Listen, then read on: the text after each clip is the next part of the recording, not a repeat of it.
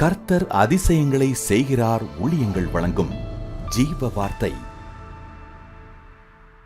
இந்த நாளிலும் கர்த்தருடைய ஊழியக்காரன் உங்களை வாழ்த்துகிறேன், உங்களை வரவேற்கிறேன். ஏசப்பா நல்லவர், சோர்ந்து போகாதீங்க.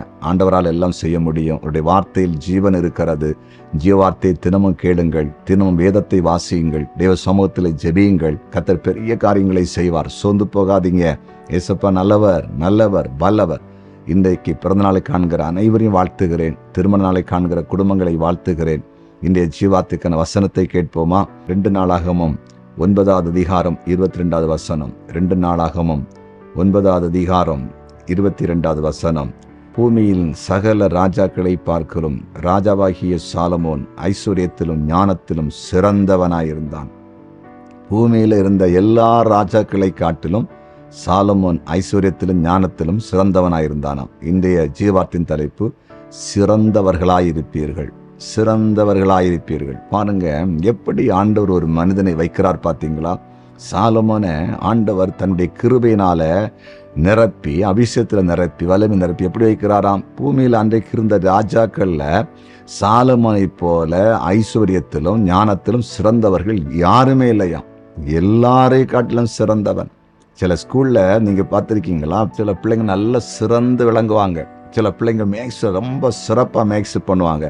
சில பிள்ளைகள் கெமிஸ்ட்ரிக்கு நல்ல மார்க் வாங்குவாங்க, பிசிக்ஸுக்கு வாங்குவாங்க, சிறந்தவர்களாக இருப்பாங்க. சில பிள்ளைங்க ஸ்கூலில் தொடர்ச்சியாக ஃபஸ்ட்டு வாங்கிட்டே இருப்பாங்க. பார்த்துருக்கீங்களா? அப்போ அவங்களெல்லாம் மற்றவங்க போற்றுவாங்க. அந்த ஸ்கூல், அதாவது நிர்வாகம், அங்கே அந்த பிள்ளைகளுக்கு பாடம் புகட்டுகிற ஆசிரியர் எல்லாம் புகழுவாங்க. அந்த பிள்ளை பாருங்க, இவ்வளோ அறிவுள்ள பிள்ளை, புத்தி உள்ள பிள்ளை அப்படின்னு புகழ்ந்து பேசுவாங்க. அதே போல தான் கர்த்தர் இங்கே சாலமோனை சிறந்தவனாக மாத்துறாரு. ஏன் உங்களை மாற்ற மாட்டாரா?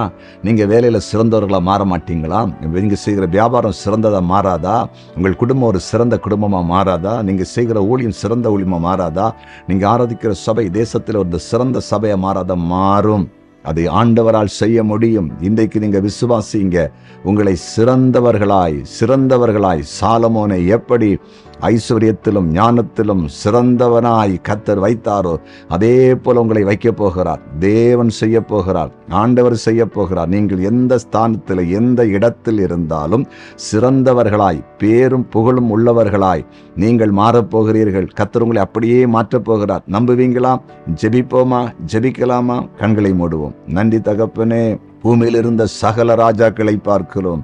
சாலமோனை ஞானத்திலும் ஆண்டவரை ஐஸ்வர்யத்திலும் சிறந்தவனாய் மாற்றின தேவன் இப்பொழுதே ஜெபித்து கொண்டிருக்கிற ஒவ்வொருவரையும் சிறந்தவர்களாய் மாற்றும். விசேஷத்த ஞானம் உள்ளவர்களாய், அறிவுள்ளவர்களாய், ஐஸ்வர்யம் உள்ளவர்களாய் மாற்றுவீராக. உம்முடைய பிள்ளைகளே தொழில் சிறந்த தொழிலாய் மாறட்டும், வியாபாரம் சிறந்த வியாபாரமாய் மாறட்டும், ஊழியம் சிறந்த ஊழியமாய் மாறட்டும். உடைய பிள்ளைகள் செய்கிற பணியிலே விசேஷித்த ஞானம், விசேஷித்த அறிவு உண்டாகி சிறந்தவர்களாய் மாறுவார்களாக என்று ஜெபிக்கிறேன். அதற்குறமாய் போராடுகிற பொல்லாத பிசாசை இயேசுவின் நாமத்தில் கடிந்து கொள்ளுகிறேன். சாத்தானுடைய கிரியை விலகட்டும். உடைய பிள்ளைகளை சிறந்தவர்களாய் உயர்த்த விடாதபடி போராடுகிற பாரம்பரிய சாபம் இயேசுவின் நாமத்தில் செயலற்று போவதாக, இயேசுவின் நாமத்தில் செயலற்று போவதாக.